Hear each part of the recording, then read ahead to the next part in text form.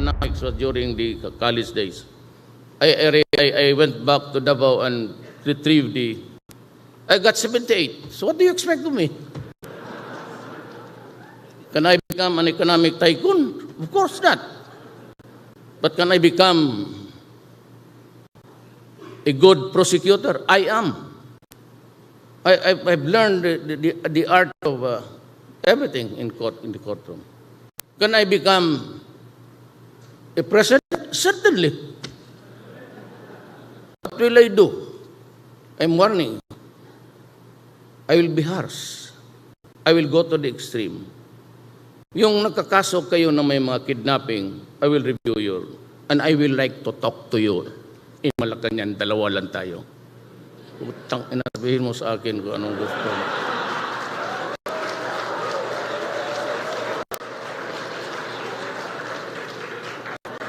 Do not bullshit with me.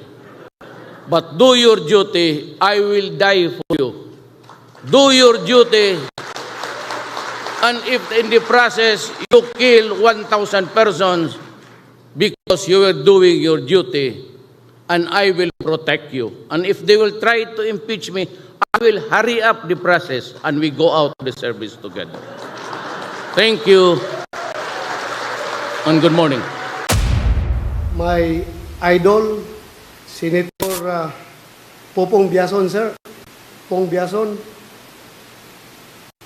Supposed to be, sir, Marines ako eh. From first class to, from Plibo to first class, I was Marines. But when we drew lots, nabunot ko PC. Sabi nung tako ko na PC na si Lieutenant Felicissimo Ku, bakit mo ipagpapalit na Marines? PC na, gagawin mo pang Marines, ano ka, loko? Kaya tinuloy ko na, sir, yung pagka-PC ko.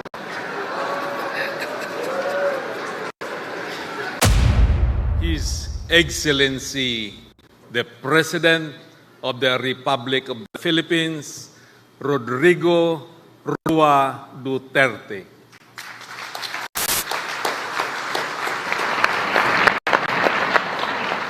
Kindly sit now. Thank you. Salamat po. President Ramos, sir, I'd like you to know that the very first person to go to Davao to make a trip, a very quick one, it's about 3 hours, at the Marco Polo Hotel. We were held there for 3 hours, and he said, it is time that Mindanao will have a president. And despite of my own misgivings about money, machinery, and everything, I prevail because of his inspiration. Salamat po, Mr. President. Excellencies of the Diplomatic Corps, Secretary Sueno, Secretary Defense Lorenzana of the Defense Department, our new Police Director, Ronald La Rosa, the members of the Senate, Manny Pacquiao, Risa, nice to see you again. Congressman Batuil, sir, how are you? The Chief of Staff, Ricardo Visaya, and the Major Service Commands of the Armed Forces of the Philippines, former Acting Police Deputy Director, General Francisco Yami Jr., the Chiefs of the National Police, men and women of the Philippine National Police, fellow workers in government, beloved countrymen. There is no riddle in the hiring of persons to hold sensitive positions in government. As I have said, I am a provinciano, and my sphere of influence was limited in the Davao region. For at that time, there was only one Davao, and because, I grew up there. And I studied in Manila. So my crowd was limited to my schoolmates and, of course, my classmates. And then I became a mayor and congressman, few other people in government already. Now, in selecting the PNP Director General and the sensitive positions of immigration and, well, positions that have something to do with the enforcement of laws and the punitive actions that are available in that office were appointed, almost most of them, at one time or another, were city police directors of the city of Davao. Now, the complaint is that mga kasama ko, mga kainuman, pati kabarkada. Neither of the three. I do not drink with soldiers or policemen. I do not go around with them. I go home early. Although I have the rapport with them, there is always a limitation between a mayor and the police. For I have to discipline also civilians and in the military and police alike. Now, these are the guys who went through their career passing by Davao. And these are the only guys that I knew and I have worked closely and had the time to observe their character and integrity. And that is why when the time came, Coy, De La Rosa, Morente, and the rest were all taken in because I had the fortunate chance of having good military and police officers. Napakaswerte ko. And when I was grappling with the very sensitive position of Defense Secretary, there was only one choice, and it was Delfin Lorenzana. He was the commander of the Scout Ranger Regiment when it was transferred to Davao at Malagos to fight the communists and to whom we are talking now about peace. For after all, we cannot be at war with our own people all the time through the generations. We have also to talk to the MIMN because there are historical implications and injustice committed along the way in civilization. And we hope that they would understand. And so I have also taken the liberty of choosing the men who will carry the burden of fighting if there is need to have one or the dimensions of understanding and imparting it to the soldiers that we cannot be at war with our own people for all time.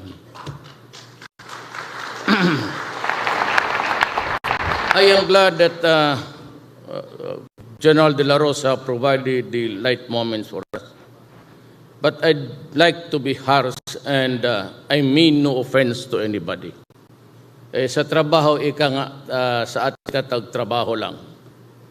You know, let me put forward a very simple story. I became a lawyer in 1972, bar 72, during the crucial years, the first year of the implementation of the martial law. And when I went there, times were hard, and I got married right away.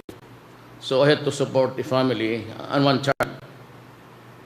At that time, the salary was not really that good, so I had to take an extra job. And what was it? I applied for a position in the prosecutor's office in Davao City. I got the lowest job there, and the name is Special Counsel.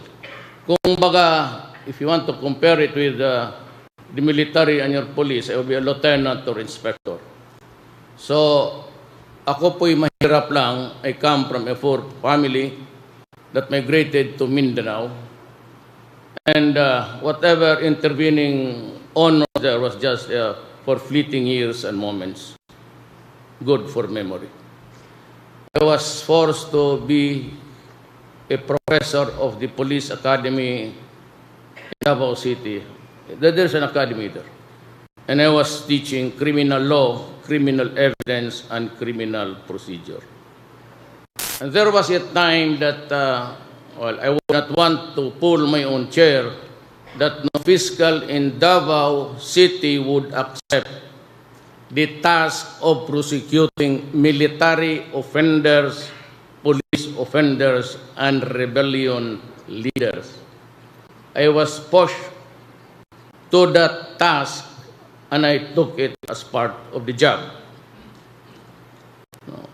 For and it been the years, I have investigated all of you. And for those who committed crimes, though exceeding an authority, but in the performance of duty, alam ninyo yan. Those of you who grew with the PNP before, to the PNP now, used to be Integrated National Police, you know how I handled your cases. You know how I helped government to discipline you. And nobody in this country can compare to me, I dare say, in the protection of the careers of those who were doing good. Although at times getting into trouble because they have to do the job. In a professional way, I could only remember filing a case for murder against an army man, a major at that, and I secured this conviction. I don't know if it's still in Iwahig, and a host of others for abuses and common crimes of murders. Yung lahat, all of you that were accused, and there was a very significant case where the NPAs fighting government forces, the Philippine Constabulary at that time, had a running gun battle, and the NPA soldiers sought refuge in a house.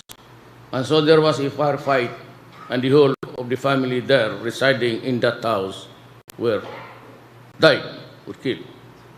And so I was tasked to handle because there was a public outcry, and even the Secretary of Justice had to go to Davao to supervise the investigation. I was appointed the investigating, and there was a cry for blood. But I dismissed all the case because it was part of the territory, collateral damage.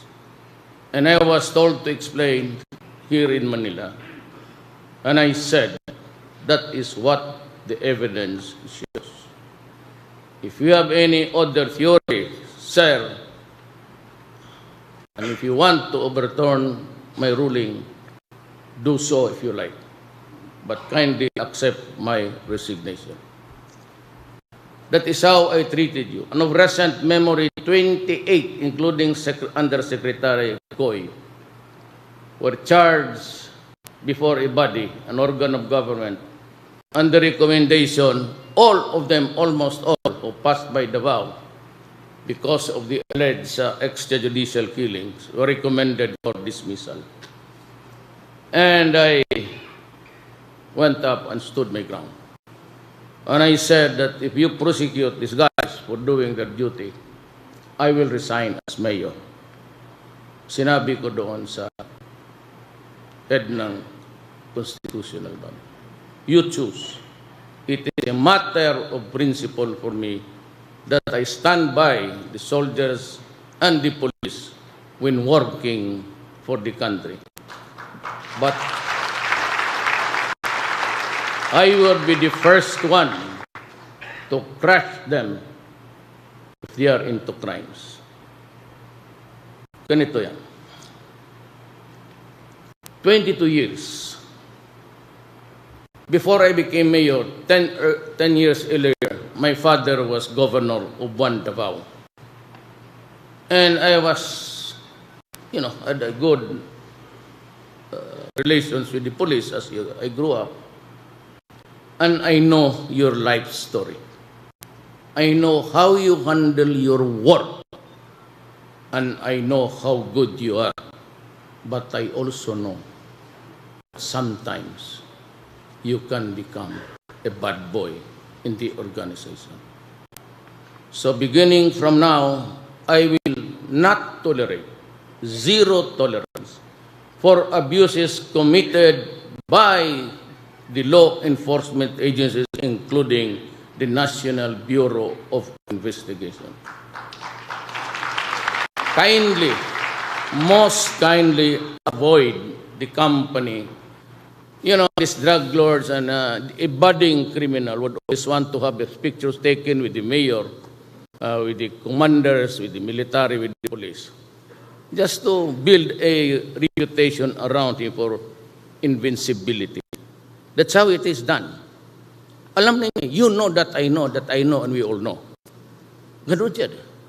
Then they would show pictures, they put it in their offices, so that when there's a BIR or whatever harassment, they would always send the subliminal message na kilala ko. I know the mayor, I know him. You know, avoid. Do not taint yourself in the company of known criminals and criminal syndicates. You will be sorry. For the next 6 years, I will have an electronic thing there in the office to track your record. And I would know, at alam ko ngayon, kung sino yung mga generals who are tainted with corruption and drugs. And you know that I know, we all know, you better resign. You have no more future in the police.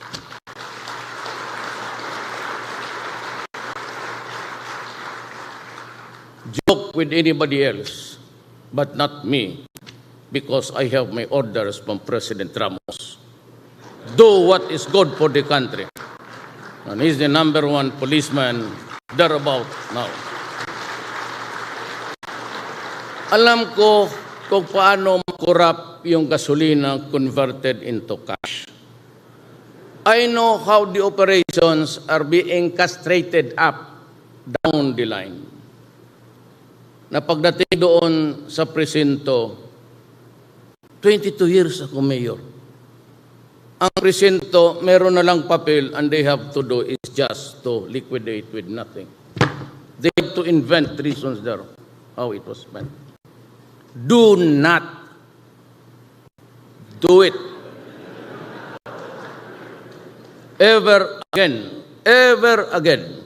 Kayong mga the younger ones, never mind or retiring. For the next 6 years, build a track record of performance that is good. Because I will plot your history, your personal history. The many times that you were transferred, tsaka pagka there is a practice amongst you, that if you're assigned to another station or assignment, you bring along 2, 3, 4. And they are there with you, no assignments except to raise money. To give to the precinct commander, to give to the regional and up. That's not good. I know that. Huwag kayong from here on, do not bring anybody if you are transferred to Hulo or Solo. Go there and fight the Abu Sayyaf alone. Do not bring your staff because yung dala-dala ninyo, those who are with you are the ones called pakawalaan. Yan, ang tawag niyan. I'm just being very harsh to you now. That's why I said, I'm glad that we had the lighter moments. Alam ko yan. Alam ko kung paano mag-liquidate ang precinct commander na wala, operations na wala, gasolina na wala. God, we have to stop this. Upon orders of the former Commander-in-Chief of this Republic, President Ramos said, stop it. Do your work. So, siya ang sisihin ninyo, hindi ako.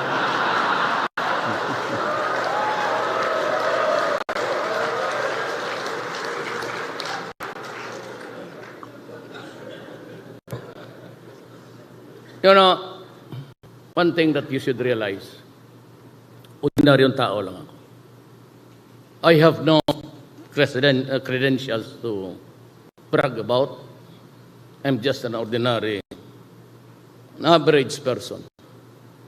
But I took care to learn what is learned about life. So, magkakahan na lang tayo dito ngayon. Alam ko. And that is why I told General Visaya, go ahead, form your board of generals, and you take care of your organization. I only choose the chief of staff. Then let the board of generals decide the careers of the men in uniform. They do not go to me, and I will not entertain you for promotion or transfer. Just like Bato and the rest of you guys there, Morente, Koy, and everyone. I never interfered in their choices of commanders. Sinasabi ko lang, you do your own thing. You assemble a team to help you succeed. I will not interfere in the assignments, but you have to answer to me for anything that happens. Ganon tayo dito. I am ready for the army, but for the police, I am very sorry. I do not want to return to that board of generals until there is a reformation in the organization. But be sure that when everything after 6 years, we are back to what you are supposed to be, a law enforcement, law-abiding, God-fearing, and only doing what is good for the country, then you can have everything back, including the board of generals. In the meantime, no such thing. And I told Bato, no, huwag tayong mapahiya sa Pilipino. And may I, as a parting words, I will protect you. In all of your undertakings, adventures, as a law enforcement guy, I will be there to protect you. I will provide you the funds. I will provide the weapons needed to fight criminality, particularly drugs. We might not be able to stop it on time of the 6 months, but certainly after 6 months and 1 day, matapos na sana lahat. Total, tama yung bayad ko sa inyo. And the election, it was not a campaign slogan that I want your salaries and also the armed forces of the Philippines. If I win, I said, by the grace of God, and indeed, grace was there, na dudubhin ko yung sweldo niyo. Double your salary. Let me tell you now, I will not run this country with a corrupt police. Mag-aaway tayo dyan.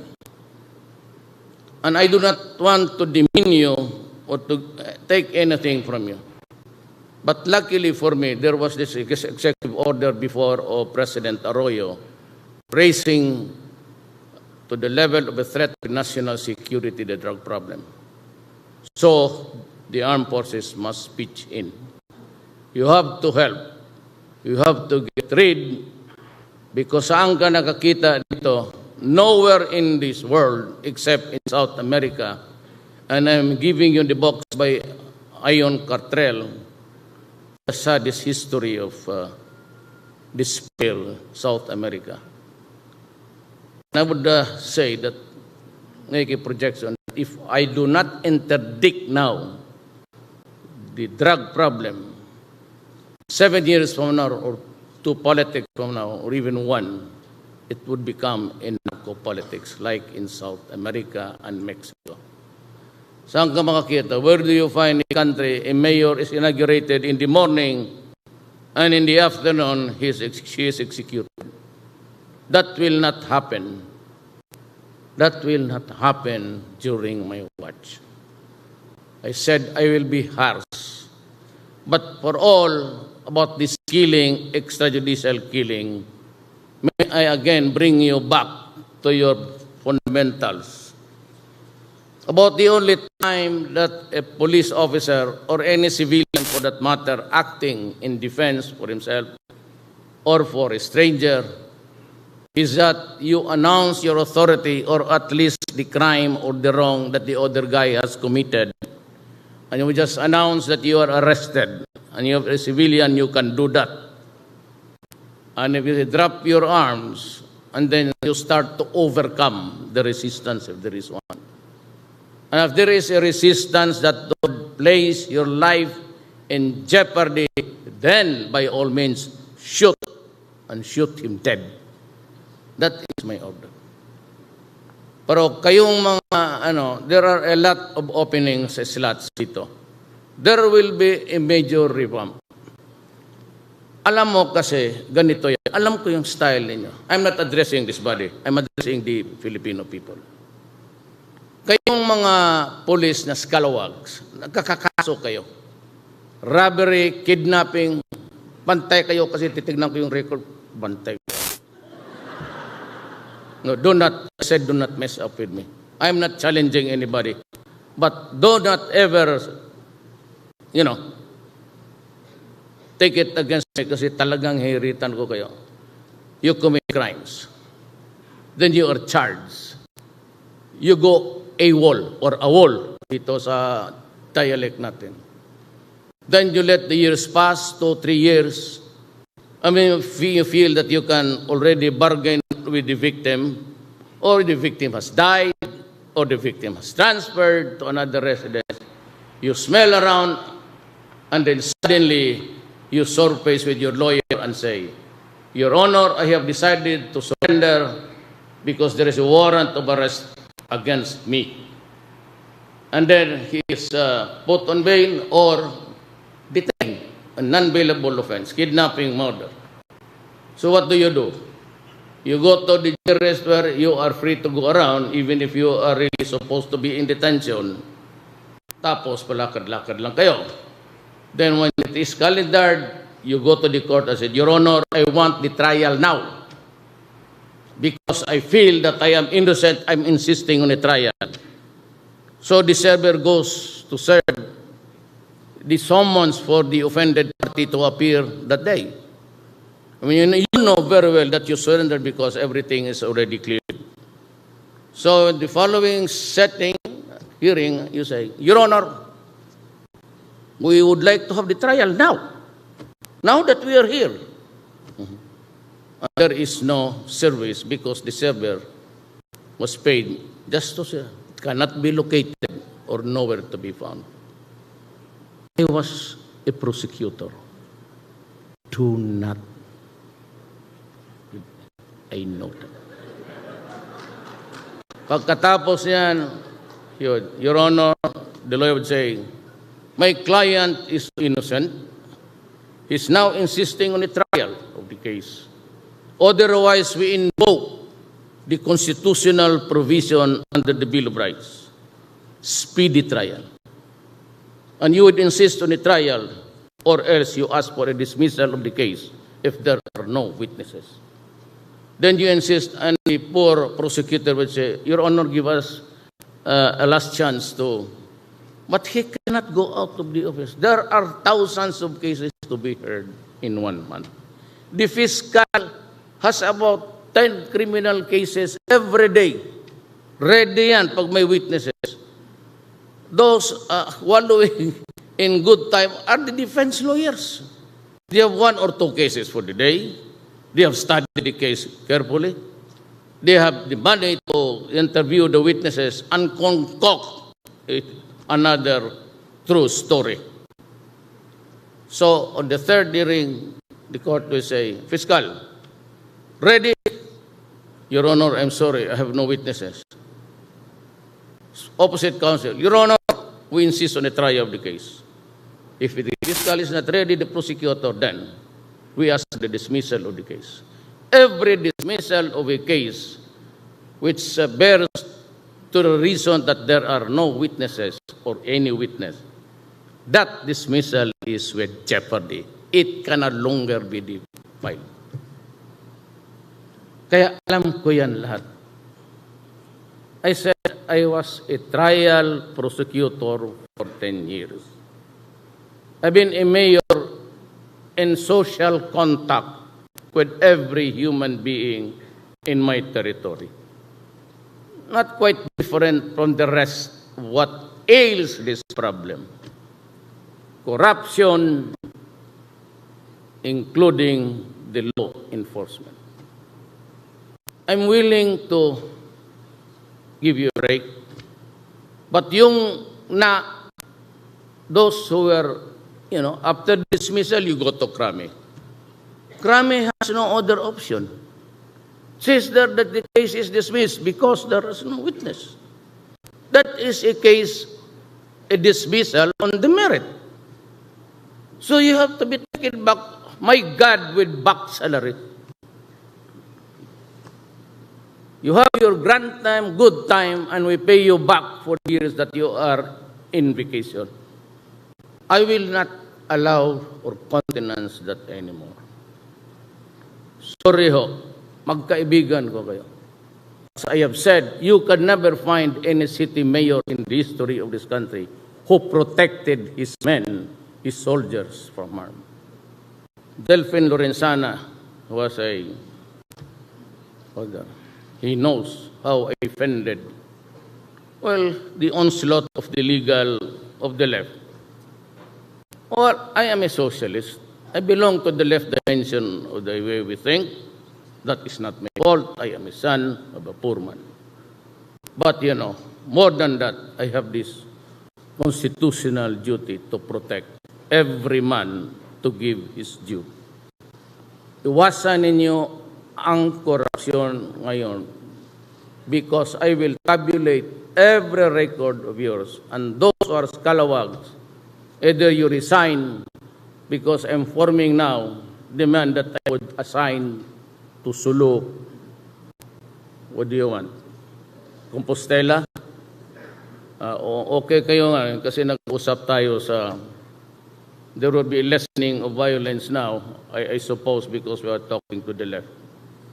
But lastly, the only thing why I'm here is that, I was listening to the candidates, and that maybe prompted President Ramos to go to me. Nobody was talking about Mindanao. Nobody was talking about how to craft a strategy of ending the issue of insurrection in Mindanao, how we deal with the Moro brothers, how to correct the injustice, and how to deal with the left. And I had the privilege of just talking to them also because maybe on the same wavelength.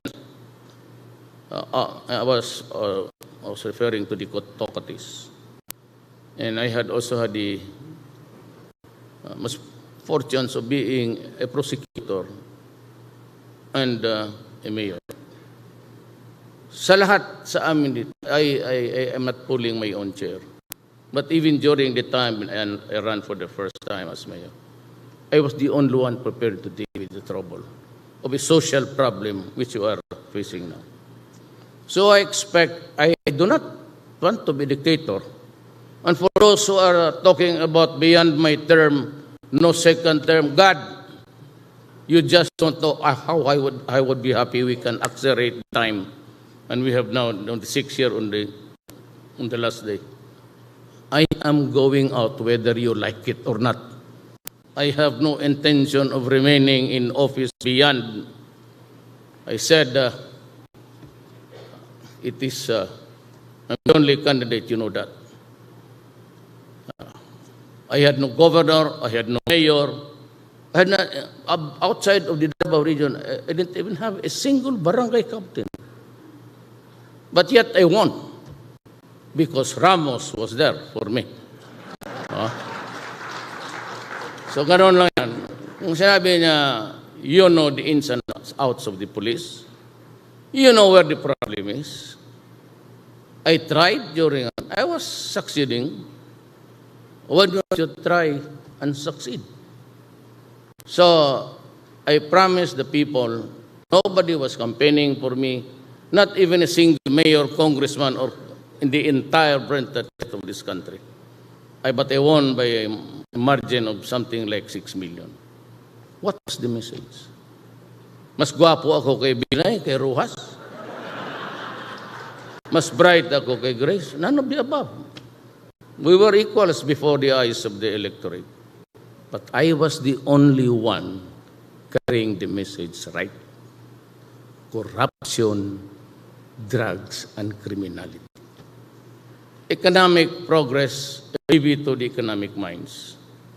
And so my advice also to the businessmen, when you invite me, I've stated my qualifications. It's a meager one. I don't make, I don't flaunt it. So when you go and ask me to talk to you, and if I'm your guest, and I begin to talk about law and order and corruption, that is my territory.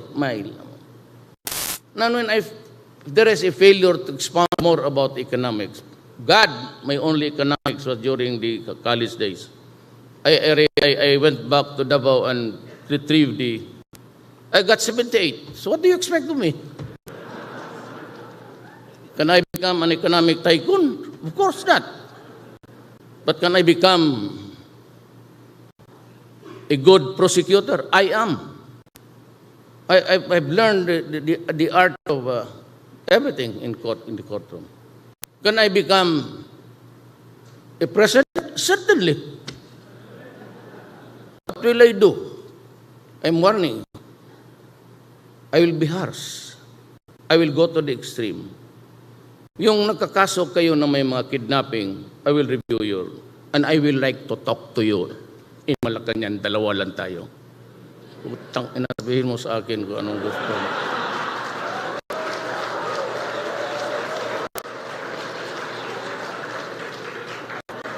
Do not bullshit with me. But do your duty, I will die for you. Do your duty, and if in the process you kill 1,000 persons because you were doing your duty, and I will protect you. And if they will try to impeach me, I will hurry up the process and we go out of the service together. Thank you, and good morning.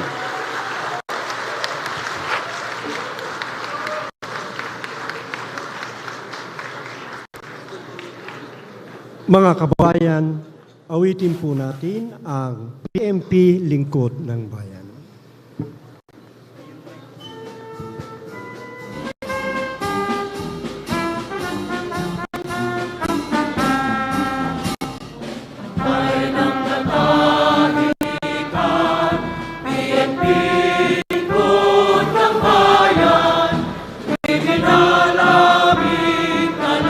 We would like to thank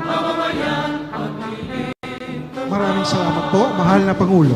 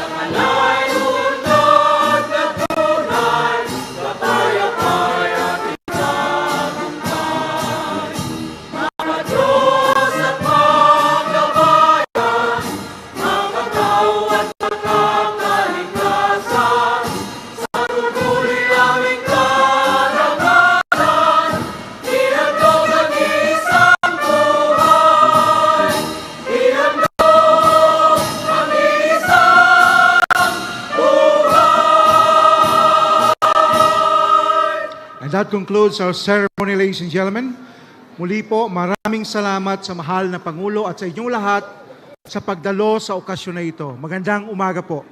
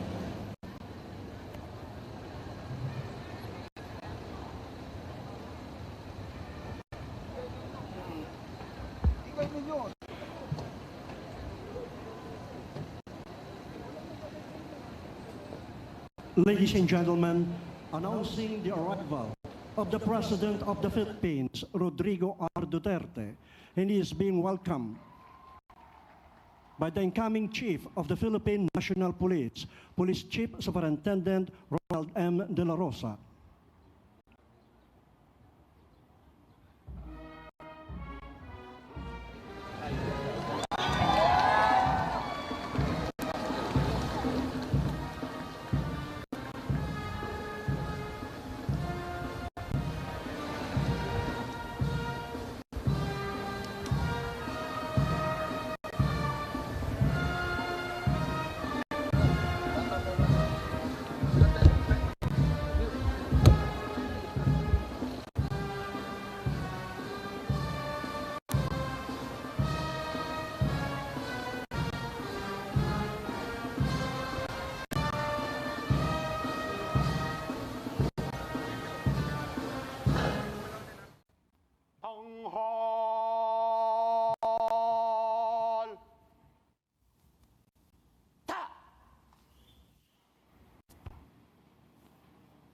Hugay kamay. Na.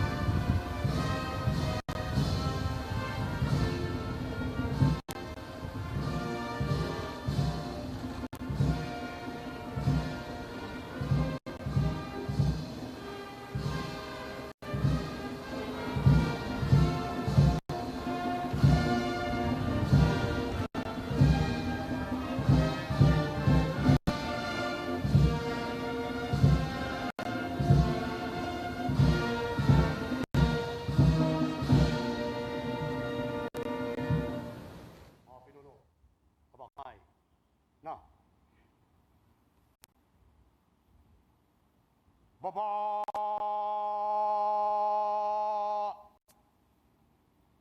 Ta!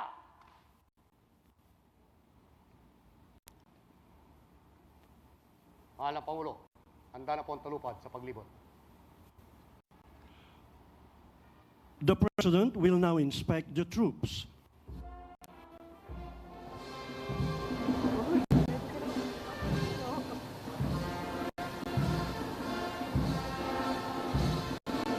Trooping the line, ladies and gentlemen, is the President of the Philippines, Rodrigo R. Duterte.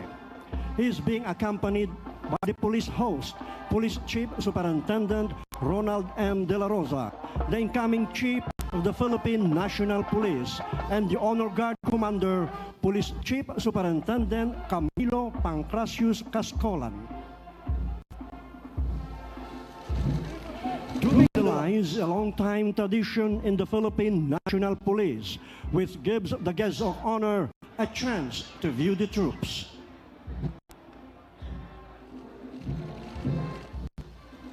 Ginoo, ang mawat-mawat, bugay kabay. Na. Mama. Na.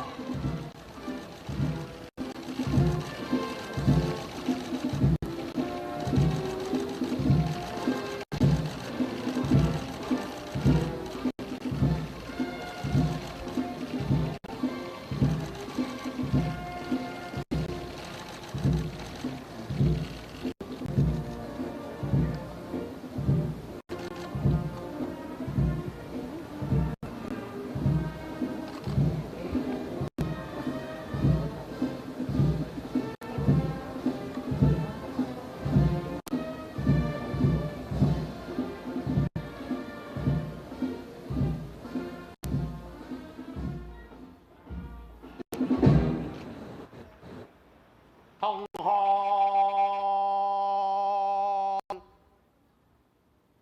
Ta! Pinuno, bugay kamay. Na.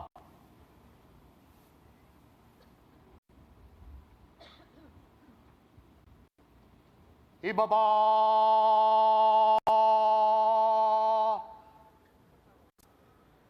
Ta!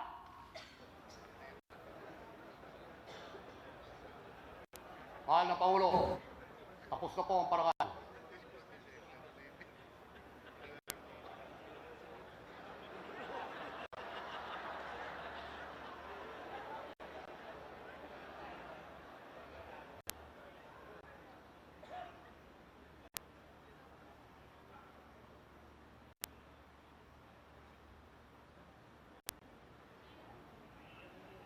Makinig sa payag.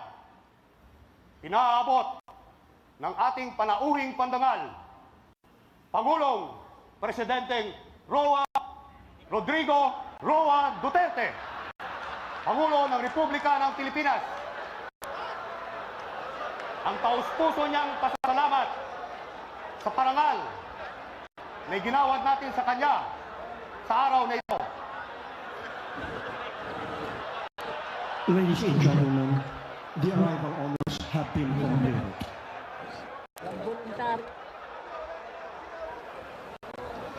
Voluntaryo ka na.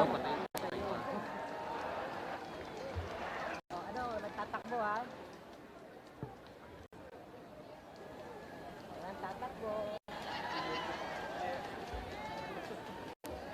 Nervyos. Sabi ni Tito.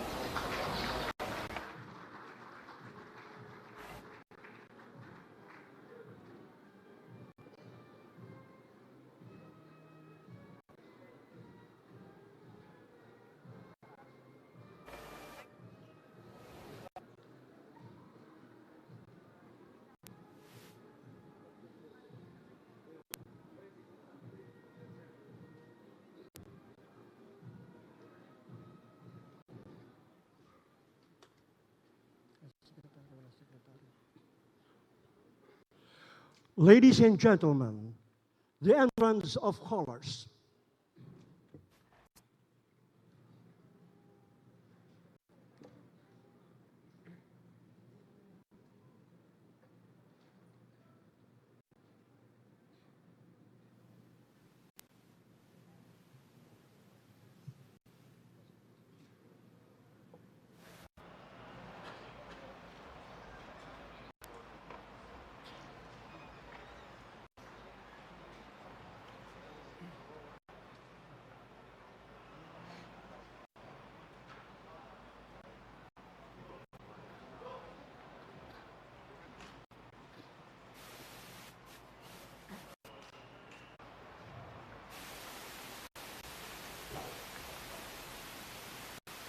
Mga kababayan, ang pambansang awit ng Pilipinas.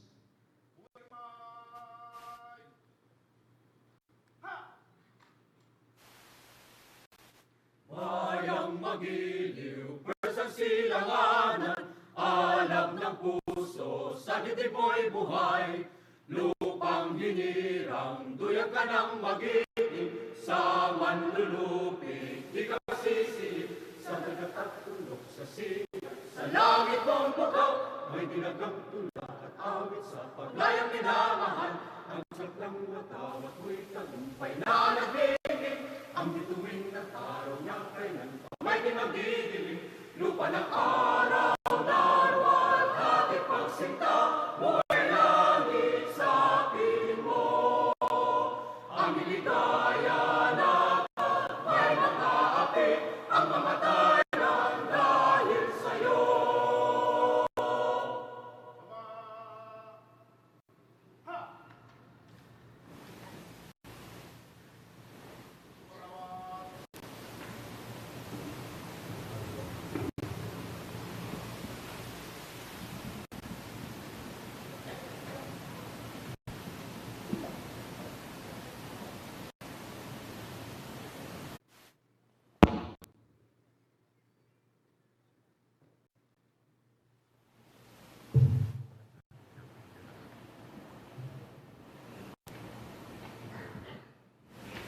Please remain standing for the interfaith prayer by Police Senior Superintendent Eligio Mativo, Police Superintendent Samuel Randio, and Police Senior Inspector Alcabir Pandi from the PNP Chaplain Service.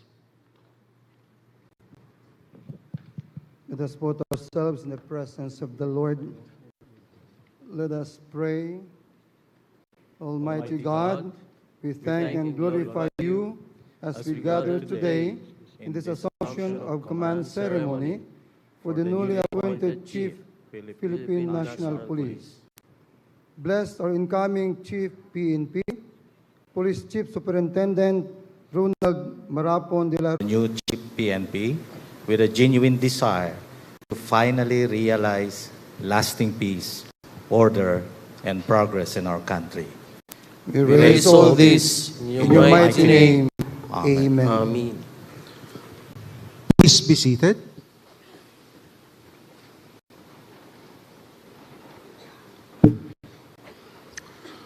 Ladies and gentlemen, welcome to the PNP Assumption of Command ceremony.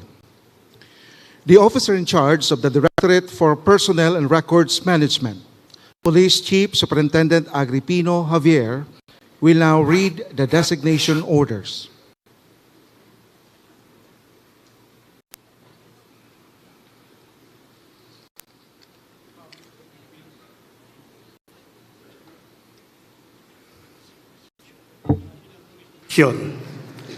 National Headquarters, Philippine National Police, Camp Crame, Quezon City. Designation. Pursuant to General Orders Number 1518, National Headquarters, Philippine National Police, dated July 1, 2016.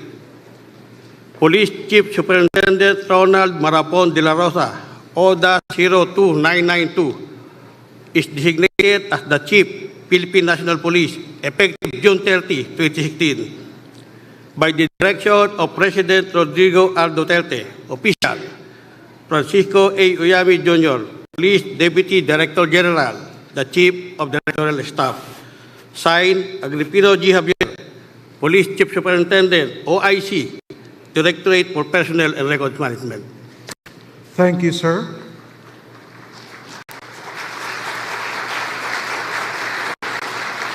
Police Chief Superintendent Ronald M. De La Rosa will now read and sign the assumption of command.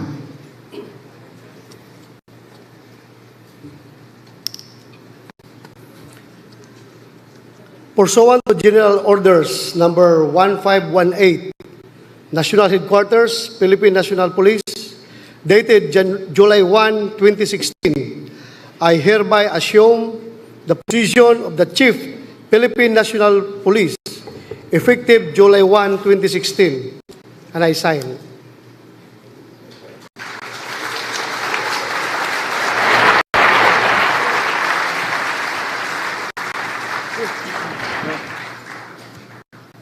We shall now witness the handover of the command saber to the Chief PNP by the President.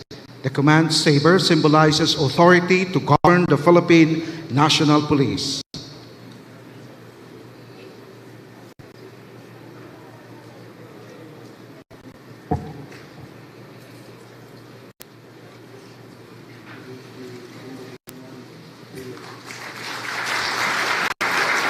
The Chief PNP had finally received the command saber from the President. Please be seated, sirs. Thank you. The officer in charge of the Directorate for Personnel and Records Management will now read the promotion orders of Police Chief Superintendent Ronald De La Rosa. May we request Police Chief Superintendent Ronald De La Rosa to please move forward.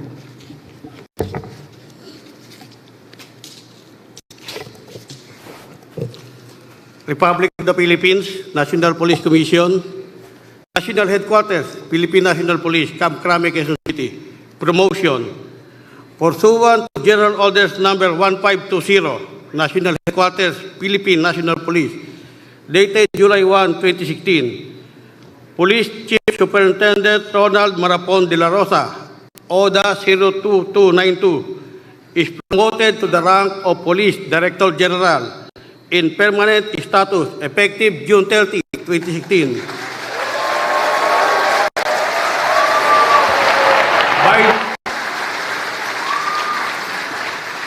By the direction of President Rodrigo R. Duterte, official, Ismael D. Suedo, Secretary, DILG, Chairman, National Police Commission, signed, Agripino G. Javier, Police Chief Superintendent, OIC, Directorate for Personnel and Records Management.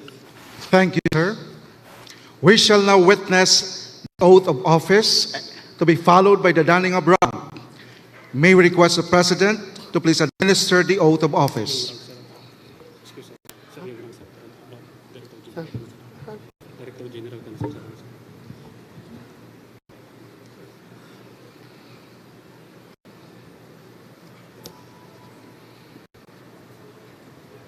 Ready? I state your name.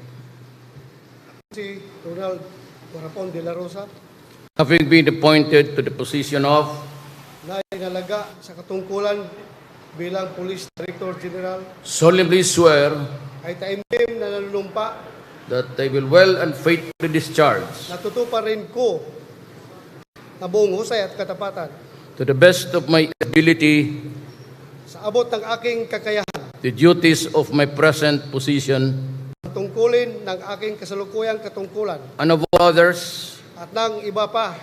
I may hereafter hold under the Republic of the Philippines. Karaan nito'y gagapanan ko sa ilalim ng Republika ng Pilipinas I will support and defend the Constitution of the Philippines. na aking itataguyod at ipagtatanggol ang saligang batas ng Pilipinas I'll bear true faith and allegiance to the same, na tunay na mananalig at tatalima ako rito, that will obey the laws, legal orders, and decrees promulgated by the duly constituted authorities of the Republic of the Philippines. na susundin ko ang mga batas, mga kautosang legal at mga dekretong pinaiiral ng mga sadyang itinakda may kapangyarihan ng Republika ng Pilipinas. And that impose this obligation upon myself without mental reservation or purpose of evasion. At kusa kong babalikatin ang mga pananagutang ito nang walang anumang pasubali o hangaring umiwas. So help me God.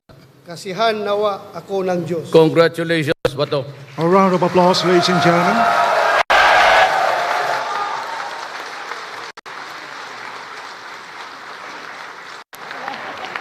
At this point, ladies and gentlemen, may we now request the President to do the honors in donning the rank for the Chief PNP. May we also request Mrs. De Rosa and members of the family to assist the President.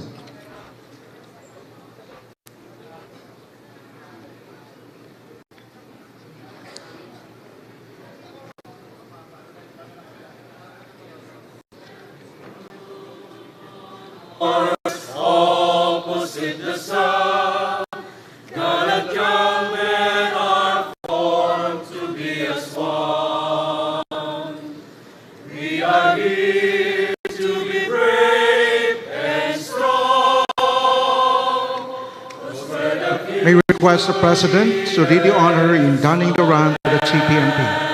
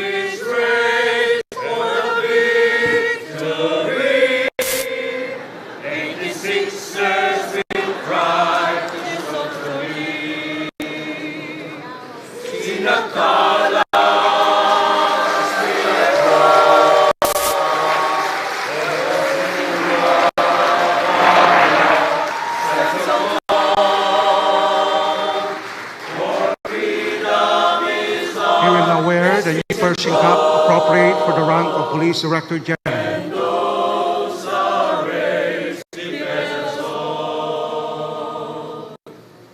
Spectrum of colors opposite the sun, gallant young men are formed to be as one. He will now wear the new Pershing Cap appropriate for the rank of Police Director General.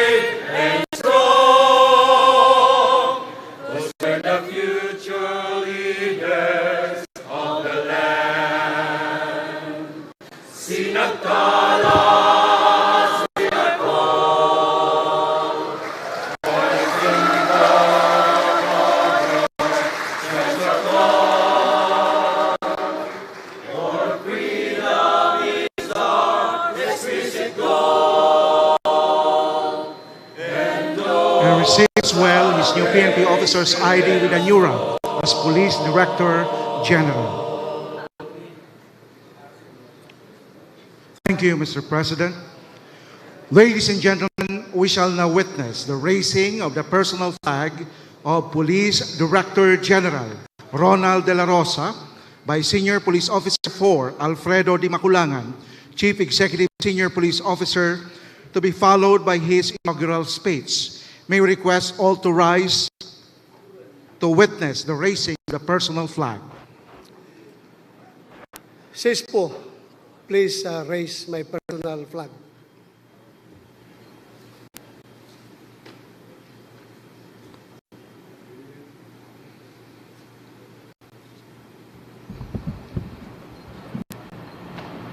A round of applause, ladies and gentlemen. Please be seated.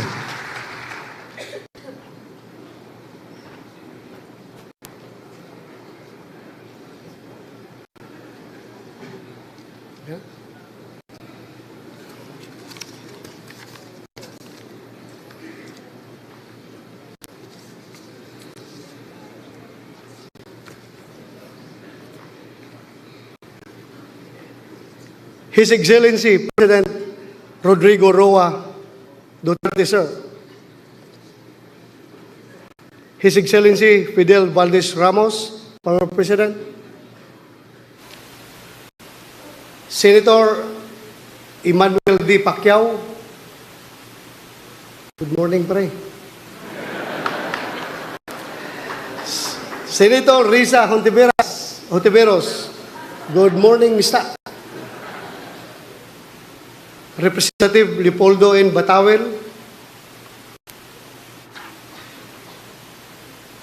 My idol, Senator Popong Biason, sir. Pong Biason. Supposed to be, sir, Marines ako eh.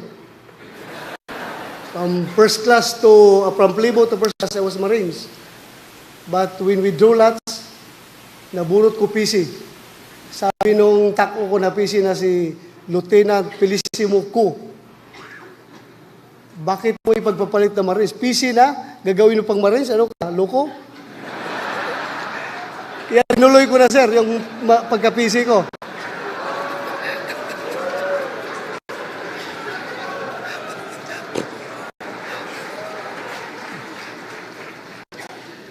Secretary Ismael Mike Disueno, DILG. Secretary Delphine Lorenzana, my ranger boss in Davao. Akala nila, sir, ako'y PC. Hindi nag-ooperate. Hindi nila alam na bata ako noon sa ranger, sir, sa palagi tayo nag-ooperate. DILG Undersecretaries, Honorable Catalino Iscoy, my former boss. Yusik Jan Castriciones. Napolcom Commissioners, led by Vice Chairman Rogelio T. Casurao. Commissioner Jab Manginte. Commissioner Sinonida Brosas. Commissioner Pelizardo M. Serapio Jr. May kababayan. Honorable Constancia de Guzman, the AAP Unit Commanders led by Lieutenant General Ricardo R. Visaya, the incoming Chief of Staff this afternoon. Sorry, sir, naunahan kita. Nauna ko ngayon, ikaw mamayang hapon ka pa, sir.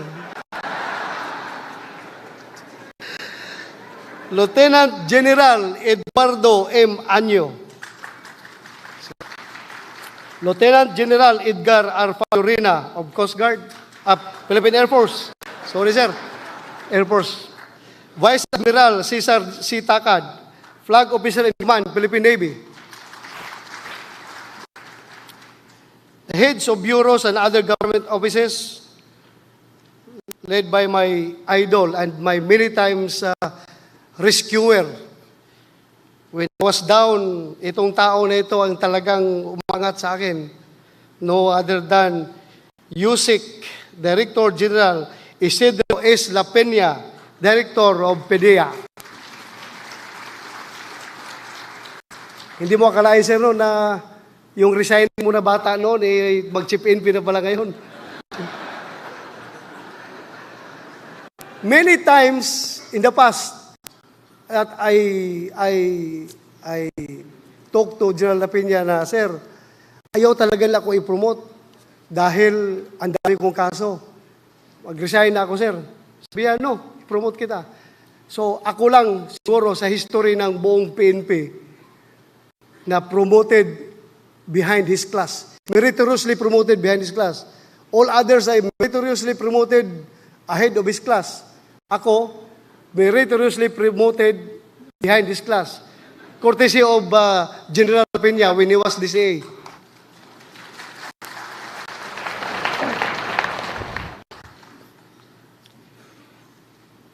Secretary Felipe L. Rojas, Chairman, Dineros Drugs Board. Police Director General Ricardo F. De Leon, President, PPSC. Sir.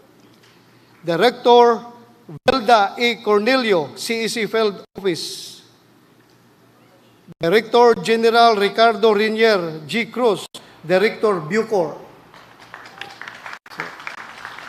Chief Superintendent Rodrigo Abrasaldo, Officer in Charge, Bureau of Fire Protection. Chairperson Alicia De Rosa Bala, Chairperson, Civil Service Commission. Mas matindi po kayo sa akin, ma'am. Ako ay Bato de la Rosa, ikaw ay de la Rosa Bala. Mas nakakatakot ka.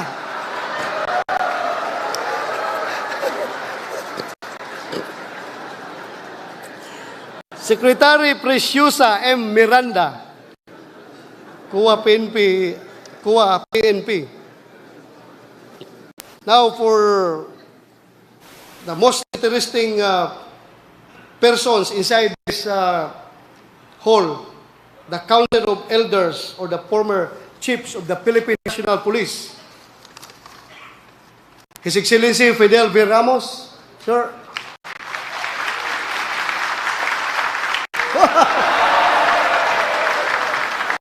Sir. General Ramon E. Montaño. Sir. Police Director General Raul M. Macalzo. Sir. Police Director General Arturo C. Lumibaw. Sir. Police Director General Hermogenes E. Ebdani.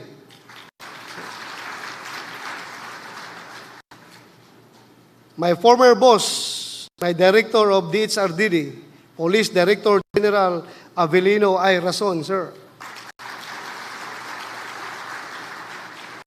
Police Director General Nicanor A. Bartolome.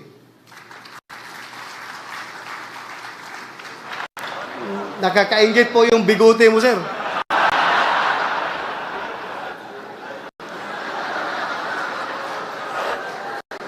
Police Director General Alan Lamadrid Purisima, sir.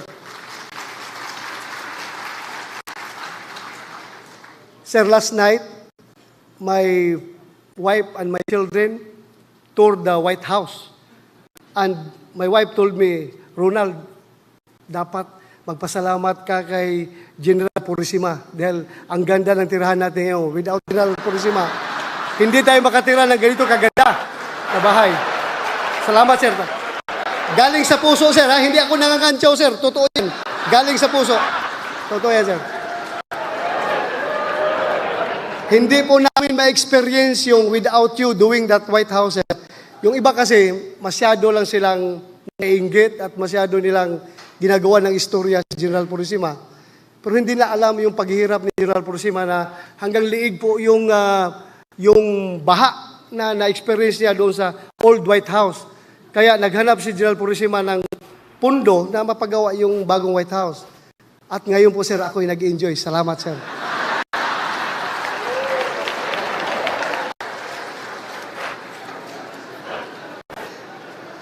Our members of NAGTPD,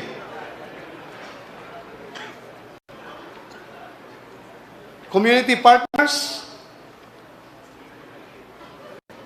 may DCA, General Uyami, sir. Nahihiya po kung patayuin ko, sir. Hindi kita inabutan sa akademi. And my incoming DO, also my idol, General Benji Magalong.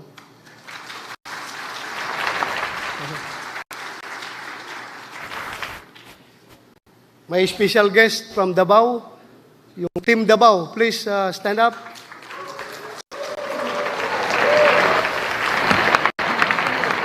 Thank you. Of course, my family, my mother, matindog. My mother hardly sent me to school dahil walang pambaon. Pero ngayon, 4-star general na yung anak mo.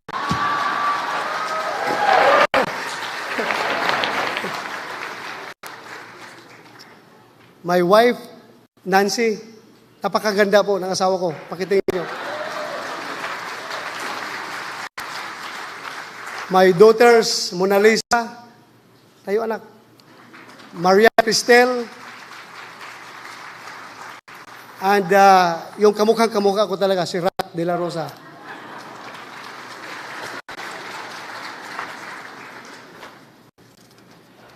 foreign dignitaries, Her Excellency Amanda Loy Gorley, Ambassador of Australia, His Excellency Asif Ahmad, Ambassador of Great Britain, His Excellency Kazuhide Ishikawa, Ambassador of Japan, His Excellency Philip S. Goldberg, Ambassador of USA, His Excellency David John Strachan, Ambassador of New Zealand, His Excellency Johnny J. Lumintang, Ambassador of Indonesia, His Excellency Ibrahim bin Matityaw, Ambassador of Israel, His Excellency Kim Jae Shin, Ambassador of Korea, His Excellency Zhao Jianhua, Ambassador of China, Mr. Ransom J. Avila, Attaché of U.S. Embassy, Mr. Steven Sampilo, Assistant ICE Attaché, U.S. Embassy, Lieutenant Colonel Muhammad Shafi bin Duraman, Defense Attaché, Brunei Embassy,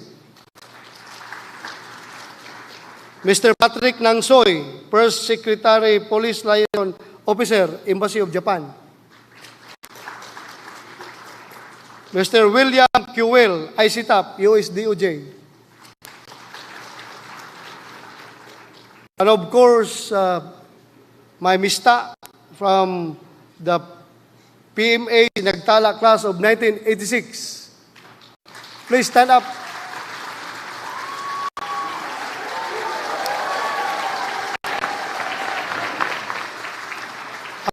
Ang dami ninyo, mista. Paano ko kayo pakakainin mamaya?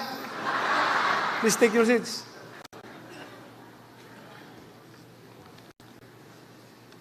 Fellow workers in the government, our friends from the media, ladies and gentlemen, maayong buntag kanatong tanan. Mayor Duterte did not dream of becoming the president, but the Filipino people made him the 16th president of the Philippines.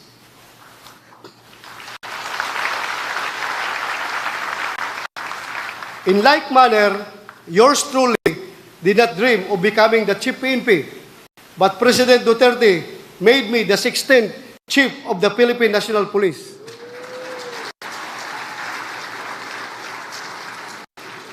If Mayor Duterte's presidency is a destiny, then my becoming the chief PNP is also a destiny. Only God makes our destiny, so I take this as a God-given mission to become President Duterte's right-hand man in his fight against drugs, criminality, and corruption in order to provide each and every Filipino a safe, secured, and comfortable life. Therefore, to our beloved President, words are not enough to express my gratitude to your unwavering trust and confidence in me. And with that, I pledge to you my endless and unquestionable loyalty.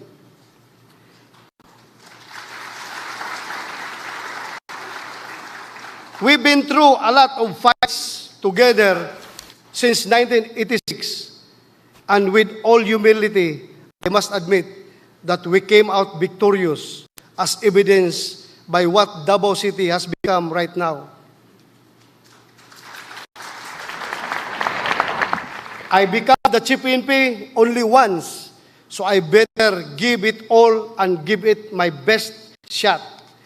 Itutudo ko na ito, and I swear I will not fail you, Mr. President.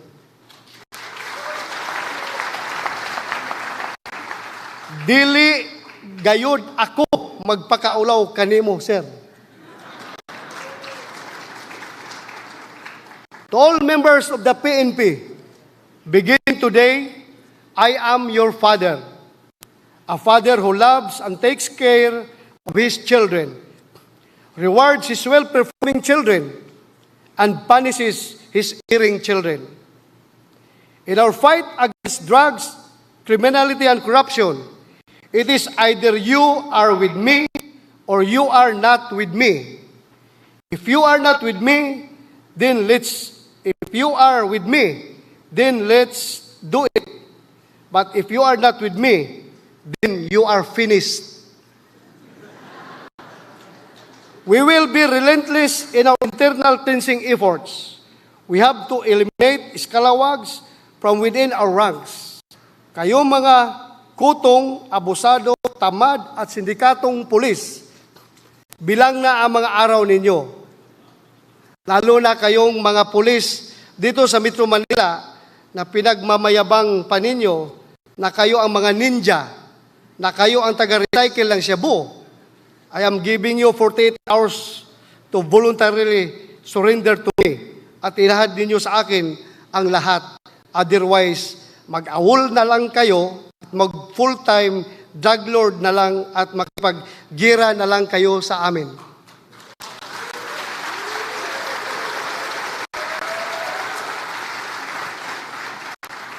Hindi ko po masisikmura ang bagong kalakaran ngayon, na ang bagong yabangan ngayon sa mga kutong na pulis ay hindi na po magkano ang kanilang nakukulikta sa illegal gambling, kundi magkano ang kanilang collection sa illegal drugs.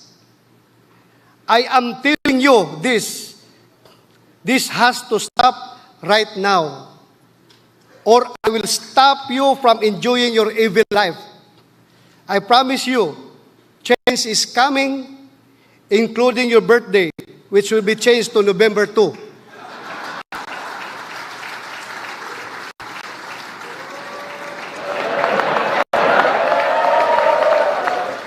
Sa mga matitino kong kapulisan, alam kong matagal na kayong nagtitimpi.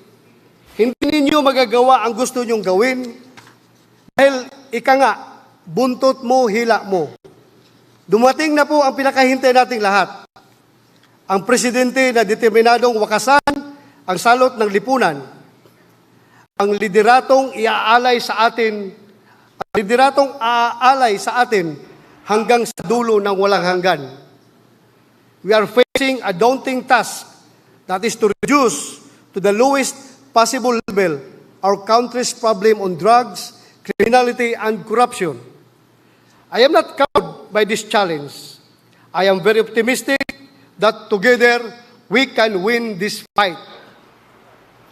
Sa sambayanang Pilipino, this is our golden moment to prove to ourselves that we are capable of ending the ills of our own society. Tulungan niyo po kami. Huwag po ninyong pabayaan ang inyong kapulisan. We need your help very badly.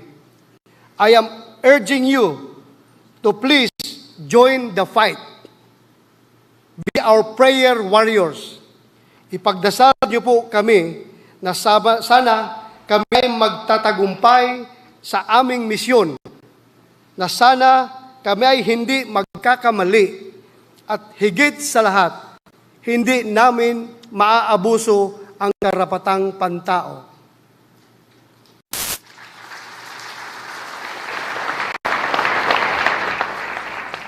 Now, therefore, I, Police Director General Ronald Bato de la Rosa, am ready to take on the challenge to lead the PNP, and I am ready to start my work for the PNP and this nation as a whole. All orders and instructions shall remain undisturbed until they are rescinded or amended. Maraming salamat po. Mabuhay ang Philippine National Police at mabuhay po tayong lahat. Thank you very much, sir.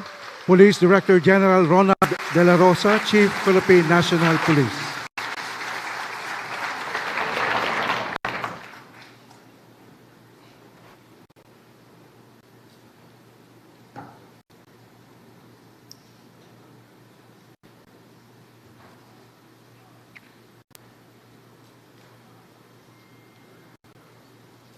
The Honorable Israel Sueno, Secretary of the Department of Interior and Local Government and Chairman, National Police Commission, will now introduce the guest of honor and speaker.